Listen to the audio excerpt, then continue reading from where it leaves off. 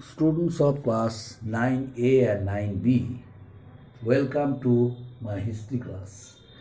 Chapter 7, topic the Cholas.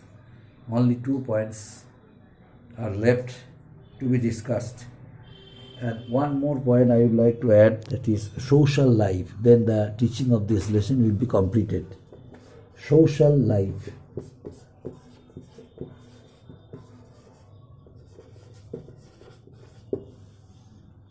First point, Chola art and architecture. Few part of this subheading I would like to discuss. Then the teaching of this part, Chola and art and architecture, will be completed. Then literature, then social life. Chola art and architecture. The Chola kings, as you know, introduced a good style of architecture, carvings, paintings. They utilize the stone cut temples, the form of constructing temples by using stones, by cutting stones. And there are two style of art and painting, art and architecture in their works. Number one, first one was structural temple. First one rock cut temples, and second one structural temples. Brihadeshvara temple was the example of rock cut temple, and Mahabalipuram Shore temple at Mahabalipuram is the example of structural temple. These two style encouraged the people and visitors to visit these temples constructed by the Chola kings. The pillared corridors surrounded the shrine and allowed the devotees to circumambulate the Lord. The Lord Shiva, which was the most important deity, the Lord of the Chola kings, the image made of stone also is installed inside the Garbhagriha by the Chola in the Rajarajeshvara temple or Brihadeshvara temple. And Shore temple, one Nataraj image also is there, not only in Shore temple but also in Rajarajeshvara temple. Gopuram is there. Gopuram was used as entrance of the temple, entrance gate of the temple, duly decorated with pillars, designs, and fall on the ground. Temple design was based on the rules of Vastu Shastra, as you know, and built. It was used as ceremonial purposes. These temples and its courtiers were used for ceremonial purposes. Number of visitors would come to not only watch over the activities of the priests who taught the students who would come to receive education perfectly and make them educated. That's why these temples had various activities, and so many people worked there in the temples. They all were patronized by the kings, Chola kings. The Chola kings sanctioned huge amount of money for the expenditure and maintenance of the temples. And not only that, the construction in constructing the temples, the themes of the Puranas also were taken and utilized it while constructing the temples. The sceneries of Carnatic dancers also are inscribed in the wall of the temples, and the epic stories of the Ramayana and Mahabharata also are taken away. These were used for giving an example of the Hindu culture heritage on the surface of the wall, and that's why all these things, till today is a matter of thinking how beautifully this architecture was followed by the Chola kings, and what is today referred to as Carnatic music and dance, because This was inspired by the Chola kings, and now today it has become very much popular throughout the Tamil region. And now the literature, the great progress was made in the field of literature also, language and architecture, language and literature. Tamil emerged as a language of expression. In Tamil region, the Cholas gave it importance, the language Tamil, and declared it as official language, declared it as a medium of instruction in education, as it is wide spoken language. That's why the writings of Tamil saints have been collected in many volumes, and it was patronized by the Chola rulers. They all were given, lands. They the Chola kings grant lands, tax-free lands, and they offered valuable gifts for the poets who would write poems and satisfied the Cholas.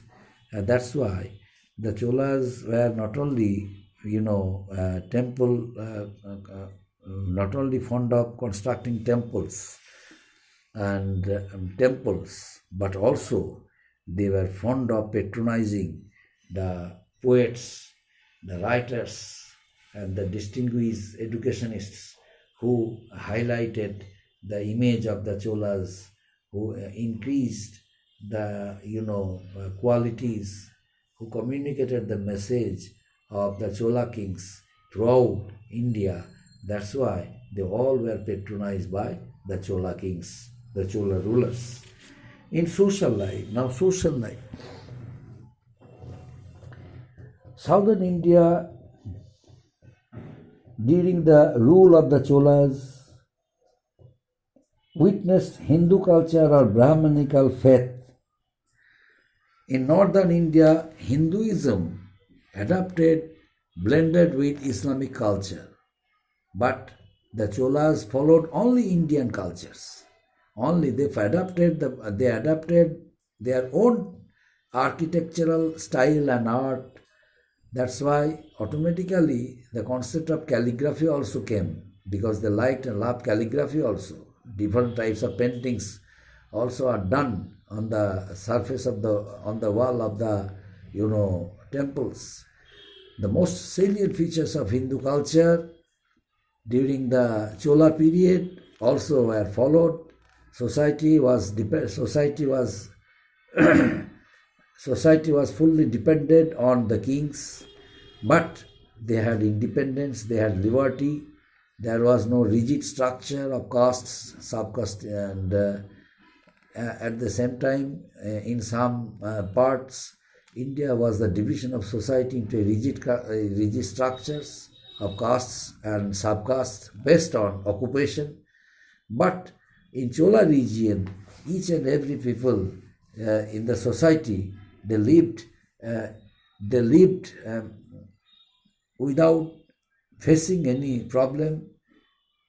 They all were lived happily, and they were treated by the rulers neutrally. They all were given equal judgment, equal treatment by the Cholas.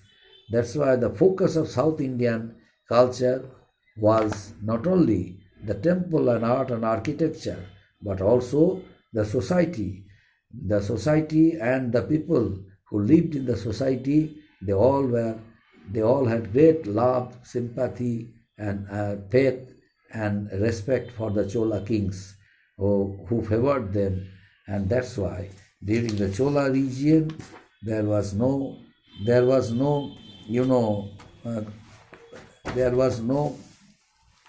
dissatisfaction among the people.